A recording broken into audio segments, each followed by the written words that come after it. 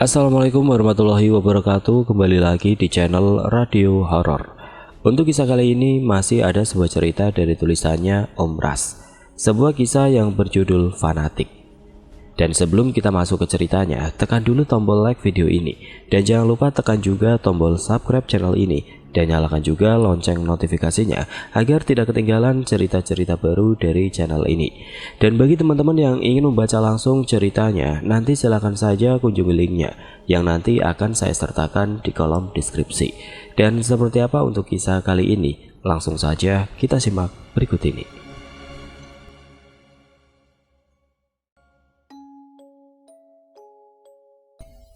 Mohon maaf jika ada kesamaan nama dan tempat dalam cerita ini. Bermula pada kematian seorang pemuda pemabuk yang kerap kali meresahkan warga. Kedua orang tuanya adalah petani yang hidup dalam kesederhanaan di desa tersebut. Pemuda itu bernama Ali, nama samaran. Dia meninggal pada saat mengendarai sepeda motor pulang dari tempat nongkrong, mabuk-mabukan bersama teman-temannya. Menurut saksi mata yang menyaksikan kecelakaan itu, Ali membawa motor dengan sangat kencang, hingga entah apa penyebabnya, tiba-tiba motornya oleng lalu menabrak pagar pembatas masjid dengan sangat keras, sehingga tubuh Ali terlempar dan tertusuk pagar besi yang patah. Ali dinyatakan meninggal tanpa sempat diberikan pertolongan. Darah berserakan di tanah sekitar pagar, ususnya pun sampai keluar, sangat mengerikan sekali. Karena Ali dikenal sebagai pemuda pemabuk dan suka berzina, akhirnya orang-orang di dua desa, desa Ali dan desa seberang sungai, tidak mau membantu memandikan Ali ataupun menolong proses pemakamannya. Bahkan tukang gali kubur pun tidak ada yang mau untuk membantu menggalikan tanah untuk makam Ali. Bahkan mayat Ali sampai 24 jam berada di rumah orang tuanya dalam keadaan masih berdarah-darah. Tidak satupun orang-orang yang mau memandikan dan memakamkannya, meski ibu dan ayahnya sudah merengek dan memohon pada orang-orang. Anak ibu itu pemabuk, pezina, tidak pantaslah dia diperlakukan secara layak. Saya tidak mau jika tangan saya kotor oleh dosa-dosa anak ibu itu, ujar salah seorang laki-laki berusia 35 tahunan yang dikenal sebagai guru ngaji di desa tersebut. Hampir semua orang yang didatangi oleh orang tua Ali mengatakan hal yang sama, mengungkit dan menghakimi dosa-dosa di masa hidupnya Ali. Sampai pada malam hari kedua, setelah 24 jam, ada seorang pemuda yang merupakan salah satu teman Ali datang bersama rombongan orang-orang berkopiah. Assalamualaikum warahmatullahi wabarakatuh, ucap mereka bersamaan. Waalaikumsalam, jawab kedua orang tua Ali. Siapa mereka ini, nak? Mohon maaf sebelumnya, Bu, Pak. Beliau ini datang dari desa yang lumayan jauh dari sini. Saya tahu orang-orang di kampung kita sangat fanatik dengan agama, dan tidak mungkin satupun di antara mereka yang mau memandikan, mengkafani, memakamkan dan mengajikan di makamnya Ali. Makanya saya berinisiatif untuk meminta bantuan pada beliau-beliau ini. Benarkah? Alhamdulillah, isak ibunya Ali. Singkatnya, malam itu juga jenazah Ali dimandikan. Ususnya yang keluar perlahan dimasukkan kembali dengan sangat hati-hati. Di sekitaran perutnya membiru, bahkan darahnya yang sudah mengering dan sangat susah untuk dibersihkan. Apalagi daging atau kulitnya sudah tidak bisa terlalu ditekan. Jika ditekan kuat-kuat, maka akan membentuk cetakan. Selepas dikafani, beberapa orang yang lebih muda menggalikan makam untuk memakamkan jenazah Ali yang tepat di pekarangan rumahnya. Sementara yang lainnya membacakan Yasin. Setelah penggalian makam selesai, barulah jenazah Ali dimakamkan di malam hari itu. Tenda juga didirikan untuk mengajikan makam Ali selama kurang lebih 3 hari 3 malam. Keesokan hariannya, orang-orang yang lewat di depan rumah Ali sangat terkejut ketika mengetahui kalau ternyata ada orang asing yang mau memakamkan seorang pendosa seperti Ali. Tentu saja berita itu dengan cepat menyebar. Beberapa orang datang untuk melihat orang-orang yang mengaji di atas makam almarhum Ali. Tidak takut dosanya nular, ujar salah satu orang yang datang. Ah, paling cuma uangnya, kalau pahalanya nggak bakal dapat itu. Beberapa pertanyaan aneh dan sangat di luar akal pikiran sering dilontarkan orang-orang yang dengan sengaja datang ke sekitaran rumah orang tua Ali. "Assalamualaikum," ujar lelaki yang berprofesi sebagai guru ngaji di desa tersebut. "Waalaikumsalam warahmatullahi wabarakatuh," jawab lelaki setengah baya yang berusia 50 tahunan yang membantu pemakaman almarhum Ali sambil tersenyum. "Datang dari mana, Pak?" tanya si lelaki berusia 35 tahun itu. "Kita panggil saja dengan nama Pak Udin, nama samaran." "Dari desa. Maaf, tidak bisa disebutkan." "Siapa yang manggil kemari, Pak? Kemarin saya juga diminta tolong sama orang tua si almarhum. Tapi almarhum itu tukang mabuk, pesina, banyak dosa. Makanya kita-kita di sini gak ada yang mau bantu mereka." Lelaki setengah baya, kita panggil saja dengan nama Pak Mul, tersenyum. "Semua orang punya dosanya masing-masing. Kecil besarnya dosa tersebut cuma dia dan Tuhan yang tahu. Kita tidak sepatutnya menghakimi dosa-dosa seseorang," ucap Pak Mul. "Memangnya bapak ini dibayar berapa sih?" "Rugi, Pak, palanya gak dapet, masa kitanya rugi tenaga." "Walikuli wijatun huwa muwaliha wastabikul khairat," yang artinya, dan bagi tiap-tiap umat ada kiblatnya sendiri yang ia menghadap kepadanya, maka berlomba-lombalah dalam membuat kebaikan. Pahala atas berbuat baik yang kita lakukan hanya Tuhanlah yang tahu, bukan kamu, bukan juga saya." "Ah, Bapak menceramai saya masalah itu. Saya juga tahu, Pak. Gini-gini saya juga sudah khatam belajar tentang semua itu," ujar Pak Udin seraya pergi meninggalkan tempat tersebut. "Waalaikumsalam warahmatullahi wabarakatuh." Singkatnya, selepas 3 hari, rombongan Pak Mul dan anak-anak didiknya pun pulang ke desa mereka. Sebelum pulang, Pak Mul menyerahkan sebuah amplop putih yang cukup tebal kepada orang tua Ali. "Apa ini, Pak Kiai?" tanya ibunya Ali. "Bukan apa-apa, Bu. Hanya sedikit rezeki yang dikirimkan Allah melalui saya untuk Bapak dan Ibu. Terimalah." "Masya Allah, mulia sekali hati Pak Kiai. Sudah membantu memandikan, mengkafani, dan mengajikan anak kami. Malah sekarang memberikan amplop berisi uang ini pada kami. Terima kasih Pak Kiai, terima kasih banyak." Pak Mul tersenyum. Lalu setelah berpamitan, ia dan rombongannya pun pergi dengan diiringi oleh tetesan air mata haru kedua orang tuanya Ali. Malam itu Pak Mul dan istrinya sedang sholat bersama 5 orang anak dan menantu mereka. Tiba-tiba setelah selesai sholat, Bang Aris datang dengan tergopoh-gopoh dengan masih memakai kopiah serta sarung yang hampir merosot. "Assalamualaikum, Pak," ucapnya dengan nafas ngos-ngosan. "Waalaikumsalam warahmatullahi wabarakatuh. Ada apa, Aris?" tanya Pak Mul. Anu Pak, itu ada Bu Zahra datang mencari Bapak. Beliau nangis-nangis di luar, Pak. Disuruh masuk tidak mau." Pak Mul menatap satu persatu anggota keluarganya. Saat istri beliau mengangguk, barulah Pak Mul keluar diikuti anak-anak laki-lakinya. "Assalamualaikum, Imam." "Waalaikumsalam. Ada apa, Buza?" tanya Pak Mul. Anak saya bertingkah sangat aneh, Imam. Sore tadi dia kejang-kejang di dapur pada saat mau ambil wudhu untuk sholat asar. Badannya dari pinggang ke atas menghitam kebiru-biruan, Imam. Dia juga meracau tidak jelas. Bahkan saat ayahnya mau mengambil pisau di tangannya, dia menebas tangan ayahnya, Imam. Saya takut sekali, isak Bu Zahra. "Kabir, panggil Kamal. Kita berangkat ke rumah Bu Zahra sekarang juga," ujar Pak Mul. Kabir selaku anak nomor 4 segera bergegas memanggil adiknya yang masih berada di dalam rumah. Setelah kedua anaknya sudah siap, Pak Mul memberikan pesan untuk istri dan anak serta menantunya yang tinggal di rumah. "Jangan buka pintu saat aku tidak ada di rumah. Apapun itu, jangan pernah keluar dari rumah. Kuat-kuatlah berzikir," ucap Pak Mul yang seolah sudah merasa bahwa akan ada sesuatu yang tidak baik mengincar keluarganya. Sesampainya di rumah Bu Zahra, rumah itu sudah dalam keadaan gelap gulita. Tidak ada pencahayaan sedikit pun. Tiba-tiba dari dalam rumah terdengar suara raungan dan teriakan yang sangat nyaring. "Astagfirullahaladzim," ucap Pak Mul seraya berjalan masuk ke dalam rumah dan meninggalkan anak bungsunya bersama Bu Zahra di luar. Ia dan Kabir masuk ke dalam ruangan-ruangan yang ada di rumah itu secara terpisah. Dan saat berada di salah satu ruangan, Kabir bertemu dengan anaknya Bu Zahra. Perempuan itu sekilas terlihat baik-baik saja. Ia membuka pakaiannya satu persatu di hadapan Kabir sambil mendesak. "Aku tahu siapa kau. Keluar kau dari tubuh perempuan itu," ujar Kabir.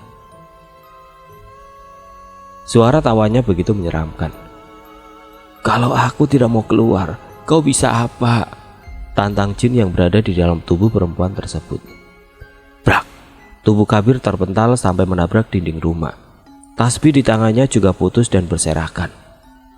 "Allahu Akbar," ucap Kabir terbata-bata. Darah mulai merembes keluar dari mulutnya. "La ilaha illa anta subhanaka inni kuntu minal zalimin." Pak Mul datang ketika sebuah batahan kayu hendak menusuk tubuh Kabir. Dan untungnya berhasil dihalangi oleh Pak Mul. Perempuan itu tertawa terbahak-bahak dan berayun-ayun pada seutas tali yang menggantung di ruangan tersebut.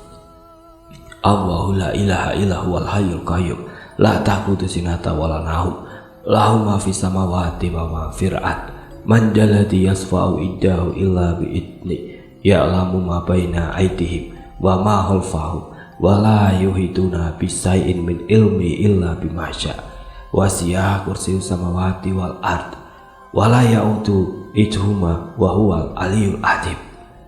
Brak! Tubuh perempuan itu terjatuh ke lantai dan mengejang untuk beberapa saat. Namun sepertinya meski kesakitan, jin yang merasuki tubuhnya enggan untuk keluar, sehingga Pak Mul harus berulang-ulang kali memaksa jin tersebut untuk keluar. Hingga akhirnya dengan dibantu oleh Kamal dan Kabir, mereka bisa memaksa keluar jin itu dari dalam tubuh si perempuan. Seiring dengan keluarnya jin tersebut dari tubuhnya, keluar beberapa ekor lintah hitam kecil dari dalam mulutnya bersama muntah. "La ilaha illallah, astagfirullah," ucap Bu Zahra tanpa sadar sembari menutup mulutnya. "Apa ini tandanya ada yang menyantet anakku, Imam?" tanya Bu Zahra tidak bisa menahan tangisnya. Pak Mul menghela nafas panjang. Ia tidak tahu harus menjelaskannya dari mana. "Boleh saya minta air putih 1 teko?" Bu Zahra mengangguk lalu bergegas berlari ke dapur untuk mengambil air yang diminta Pak Mul. Setelah air itu diberikan, Pak Mul langsung membacakan doa-doa dan meniupkannya pada air tersebut. "Kamal, siramkan air ini di sekeliling rumah. Bila ada benda yang aneh, ambillah dan bawa kemari," kata Pak Mul seraya menyerahkan teko berisi air pada Kamal. Kamal pun tidak banyak tanya, langsung memulai tugasnya menyirami sekeliling rumah, mulai dari sisi sebelah kanan rumah. Saat sampai di bagian jendela salah satu ruangan, Kamal menemukan seplastik bunga 7 rupa dan beberapa helai rambut yang terlilit pada sebuah boneka yang menyerupai manusia yang bagian tangan dan kakinya terbuat dari jarum yang sangat panjang. Sebelum mengambil benda itu, Kamal terlebih dahulu berdoa, lalu melanjutkan tugasnya hingga ia tiba di titik awal penyiraman tadi. Setelah meletakkan teko di luar rumah, Kamal masuk ke dalam dan menyerahkan benda yang dia temukan pada Pak Mul. Raut wajah Pak Mul seketika berubah saat menerima benda itu. "Ada apa dengan benda itu, Imam?" tanya Bu Zahra. "Sepertinya ada yang berniat tidak baik pada keluarga ibu," kata Pak Mul. "Apakah itu sejenis santet, Imam?" "Lebih dari itu, si pengirim menginginkan keluarga kalian hancur sehancur-hancurnya." "Lalu apa yang harus kami lakukan? Apakah kami harus pindah rumah atau bagaimana?" "Pindah rumah pun rasanya kurang tepat, karena benda ini mengikuti kalian, bukan rumahnya." "Ya Allah, bagaimana ini?" isak Bu Zahra. "Insya Allah semuanya akan baik-baik saja, asal jangan lepaskan sholat 5 waktu dan berzikir." "Lalu anak kami bagaimana, Imam?" Pak Mul menghela nafas berat, lalu tersenyum. "Mereka belum sepenuhnya lepas, jadi jangan biarkan anak ibu membuka celah lagi untuk jin itu masuk." "Astagfirullah." Setelah melewati malam yang lumayan menegangkan itu, akhirnya Pak Mul dan kedua anaknya pulang. Di jalan menuju rumah, Kabir terlihat sangat berbeda. Ia menjadi pendiam, bahkan diajak bicara pun tidak mau. Sesampainya di rumah, ia langsung masuk ke dalam kamarnya untuk tidur. 3 hari kemudian Pak Mul kembali dipanggil oleh Bu Zahra untuk ke rumahnya karena anak perempuannya kembali tidak terkontrol. Ia membuat seisi rumah berantakan, bahkan sampai memecahkan kaca-kaca di rumahnya. Anehnya saat Kabir kembali diajak, ia menolak dengan wajah dingin. "Aku sedang tidak enak badan," ujarnya saat itu. Jadilah yang berangkat ke rumah Bu Zahra hanyalah Pak Mul yang ditemani anak bungsunya Kamal. Pak Mul berlari ke dalam rumah dengan langkah tergopoh diikuti Kamal yang berada di belakangnya. Di dalam nampak anak perempuan Bu Zahra sedang mencekik ayahnya sendiri sambil tertawa-tawa menyeramkan. "Atas izin Allah, aku perintahkan kau keluar dari tubuh wanita itu, wahai jin laknatullah. Kau tidak akan bisa mengusirku karena majikanku lebih kuat darimu." Pak Mul membacakan beberapa ayat suci Al-Quran hingga anak Bu Zahra berteriak mengerang kesakitan.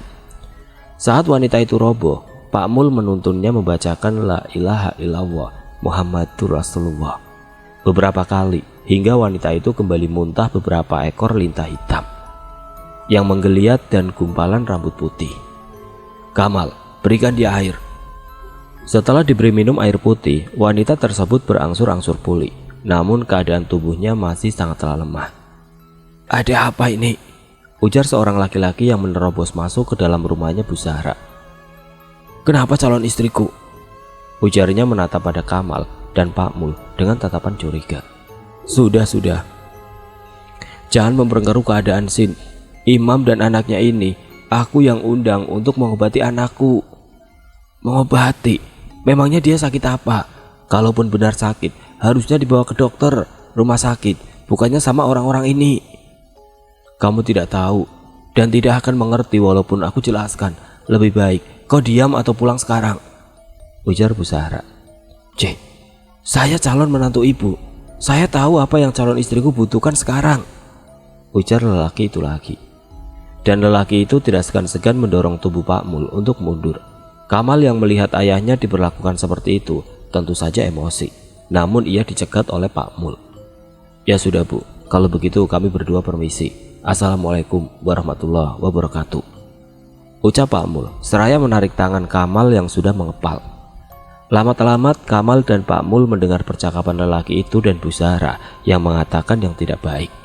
Hampir saja Kamal berbalik untuk menonjok wajah lelaki itu, namun Pak Mul terus saja memeganginya sampai keluar rumah. Biarkan saja dia berkata seperti itu," kata Pak Mul ikhlas. Setelah beberapa hari setelah itu, kabar duka datang dari suaminya Bu Zahra yang meninggal secara mendadak. "Innalillahi wa inna ilaihi rajiun," ucap Pak Mul. Saat mereka datang ke acara pemakaman suaminya Bu Zahra, Pak Mul kembali bertemu lelaki yang beberapa hari lalu datang ke rumah Bu Zahra. Wajahnya nampak dingin dan risih ketika melihat Pak Mul datang ke pemakaman. Sepanjang pemakaman, Pak Mul merasa seperti ditatap terus-menerus oleh si lelaki. Hingga pada saat pemakaman selesai, Pak Mul berjalan pulang. Namun langkahnya dihadang oleh si lelaki. "Jangan pernah mencampuri urusan orang lain. Bapak uruslah urusan Bapak sendiri," ujarnya seraya berlalu pergi. Pak Mul hanya bisa menghela nafas panjang, lalu melanjutkan langkahnya untuk pulang. Malam harinya Pak Mul sedang mengajar anak-anak didiknya di ruangan yang biasa memang digunakan untuk belajar mengajar. Namun tiba-tiba terdengar suara teriakan yang berasal dari menantunya Pak Mul. Saat didatangi, ternyata Kabir sudah tergeletak bersimbah darah di lantai. "Kabir, astagfirullah," ucap Pak Mul bergetar. Tangannya segera meraih tubuh Kabir ke pangkuannya. "Innalillahi wa inna ilaihi rajiun," ucap Pak Mul saat tahu denyut nadi Kabir sudah tidak ada lagi. Raut wajah sedih sangat nampak di wajah beliau. Orang-orang yang berada di ruangan tersebut diliputi perasaan sedih dan kaget. Tidak menyangka jika Kabir yang dikenal sangat soleh itu melakukan hal yang di luar dugaan untuk mengakhiri hidupnya. Setelah mulai sedikit lebih tenang, kakaknya Kabir mulai membacakan Yasin di sekeliling jenazah. Malam hening, tidak ada siapapun yang datang selain orang tua anak didiknya Pak Mul. Begitupun juga keesokan harinya, saat pemakaman Kabir yang hanya dihadiri oleh keluarga Pak Mul dan beberapa orang saja.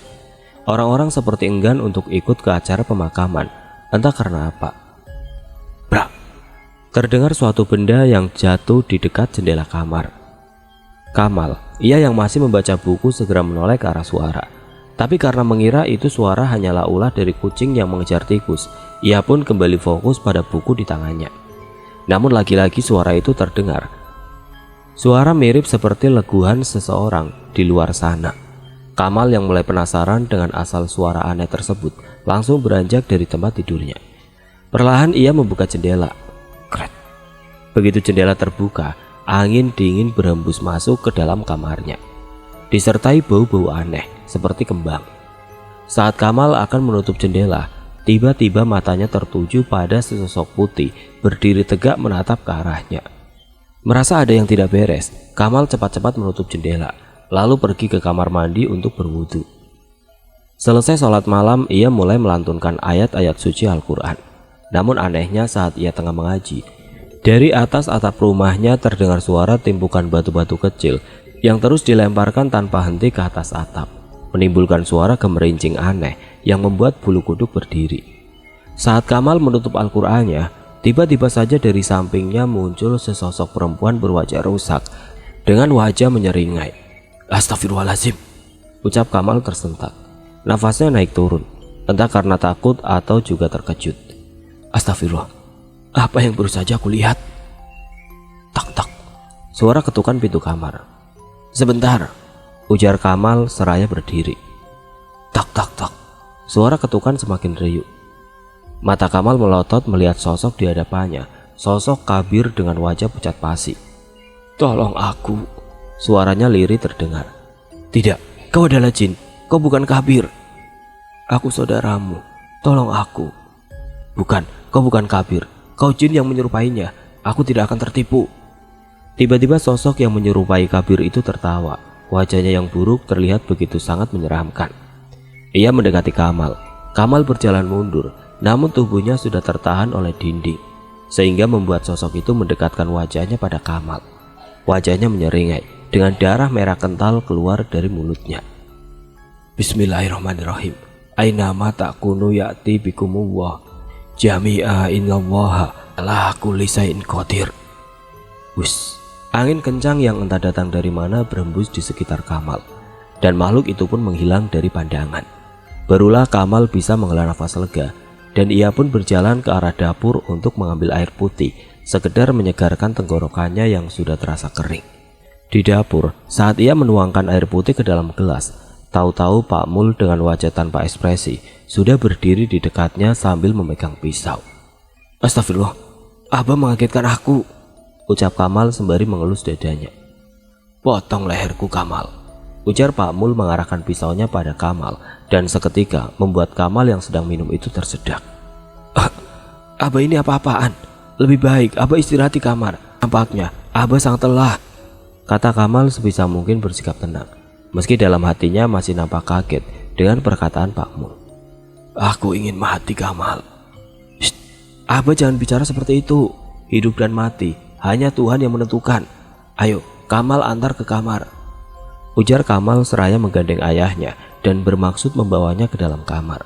Namun begitu berbalik, tangannya menyentuh punggung sang ayah, terasa ada sesuatu yang bergerak. Tidak hanya itu, tangannya juga terasa basah. Juga mulai tercium bau busuk pada tubuh Pak Mul. Saat Kamal menarik tangannya, ia terperajat kaget melihat darah bercampur daging busuk dan belatung yang menempel di tangannya, yang langsung membuat mual perut Kamal. Kau tertipu Kamal, ujar sosok Pak Mul yang perlahan-lahan berubah membusuk. Astagfirullah, astagfirullah, la ilaha illallah, Muhammadur Rasulullah, ucapnya seraya menutup mata, meyakinkan diri bahwa semua yang ia alami sedari tadi hanyalah delusi. Kau lebih lemah daripada aku tidak boleh terpedaya olehmu, gumam Kamal. Kamal, ada apa nak? Tanya seseorang. Saat Kamal membuka matanya, ia melihat ibunya tengah berdiri di depannya dengan wajah menyeringai yang menakutkan. Dan tiba-tiba suara-suara aneh muncul. Kamal menutup matanya lagi. Pening seketika ia rasa. Kamal terus mengucapkan zikir. Namun ketika ia membuka matanya kembali, tubuhnya ambruk seketika. Kamal tidak sadarkan diri sampai berhari-hari lamanya. Cobaan apa lagi ya Allah? Tidak henti-hentinya Engkau berikan ujian yang begitu berat kepada hamba-Mu ini ya Allah. Ishak istrinya Pak Mul. Matanya sembab, wajahnya nampak lelah sekali. Allah pasti mempunyai maksud yang baik di balik semua ujian yang telah Dia berikan ini untuk kita. Makanya kita harus kuat dan sabar menghadapi semua ini, ucap Pak Mul. Malam harinya perlahan-lahan Kamal mulai siuman, membuat orang tuanya bahagia. Alhamdulillah, akhirnya kamu sudah bangun, nak, ucap ibunya seraya menciumi tangan Kamal. Syukurlah kamu. Assalamualaikum, Pak, ucap seorang pemuda. Waalaikumsalam warahmatullahi wabarakatuh. Syamsi, ada apa, nak? Pemuda itu masuk dan membisikkan sesuatu pada Pak Mul. Sesaat setelah itu, raut wajah Pak Mul berubah. Innalillahi wa inna ilaihi rajiun. Kamal dan ibunya saling pandang tidak mengerti dengan apa yang terjadi. Abah, izin pergi sebentar ya, ujar Pak Mul pada istrinya. Mau kemana? Memangnya ada apa? Anak dan calon menantunya Bu Zahra meninggal kecelakaan. Katanya sebelum meninggal, laki-laki itu menyebut namaku. Aku tidak ingin ada kesalahpahaman lagi, makanya aku akan meluruskan semuanya. Innalillahi. Ya sudah, kalau begitu pergilah, hati-hati. Lalu Pak Mul dan pemuda tadi berjalan keluar. Semoga tidak terjadi kesalahpahaman lagi ya, Mal, ucap ibunya sembari menghela nafas. Amin. Semoga saja mereka meninggal dalam keadaan husnul khotimah ya, Mah. Amin. Orang-orang sudah ramai berkumpul di rumahnya Bu Zahra. Pak Mul menghentikan langkahnya. Tepat di depan pintu rumah, matanya tertuju pada dua jenazah yang terbaring di tengah rumah. Di dekatnya terlihat Bu Zahra yang tengah menangis terseduh-seduh. Seseorang mendekati Bu Zahra dan membisikkan sesuatu. Lalu Bu Zahra menatap ke arah Pak Mul berdiri. Dengan bibir bergetar, ia mengucapkan permintaan maafnya pada Pak Mul di hadapan semua orang yang berada di sana. Maafkan saya, Imam. Maafkan anak dan calon menantu saya. Maafkan jika Tarsin sudah berkata yang bukan-bukan tentang Imam pada orang-orang di kampung ini. Saya mengakui, saya salah karena membiarkan Tarsin menghasut orang-orang untuk membenci Imam. Saya minta maaf, Imam, isak Bu Zahra. Pak Mul menarik nafas panjang. Ia tidak menyangka jika penyebab orang-orang tidak mau hadir ke pemakaman Kabir adalah karena ulah dari calon menantunya Bu Zahra. Insya Allah, saya sudah memaafkan semuanya. Saya ikhlas dan ridho dengan apa yang pernah terjadi pada saya, yang disebabkan oleh calon menantu ibu ataupun bukan. Semoga semuanya akan menjadi lebih baik, dan semoga anak serta calon menantu ibu meninggal dalam keadaan husnul khotimah. Semoga arwah mereka tenang dan ditempatkan di dalam surganya yang terindah, ucap Pak Mul ikhlas. Terima kasih, Imam. Terima kasih, ucap Bu Zahra seraya memeluk kaki Pak Mul. Sudah, Bu, saya sudah memaafkan semua kesalahan apapun yang pernah mereka perbuat pada saya. Setelah itu barulah orang-orang yang berada di rumah itu meminta maaf satu persatu pada Pak Mul. Dan anehnya, barulah mata mayat bisa ditutup ketika sudah dimaafkan oleh Pak Mul. Setelah hari itu, keadaan kembali membaik. Tidak ada lagi keanehan-keanehan yang terjadi di sekitar mereka. Seminggu sekali Kamal menziarahi makam Kabir, saudaranya yang meninggal dalam usia muda itu. Bahkan sampai saat ini, Pak Mul serta keluarganya tidak tahu pasti yang membuat Kabir melakukan bunuh diri. Apakah mungkin sesuatu yang pernah menimpa Kamal adalah penyebab kematian Kabir? Wallahu alam.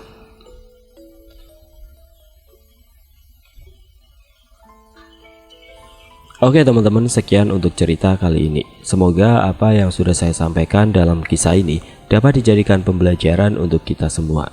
Dan bagi teman-teman yang baru bergabung, jangan lupa untuk like, komen, share, serta subscribe channel ini. Dan nantikan kisah-kisah horor berikutnya tetap di channel Radio Horor. Wassalamualaikum warahmatullahi wabarakatuh.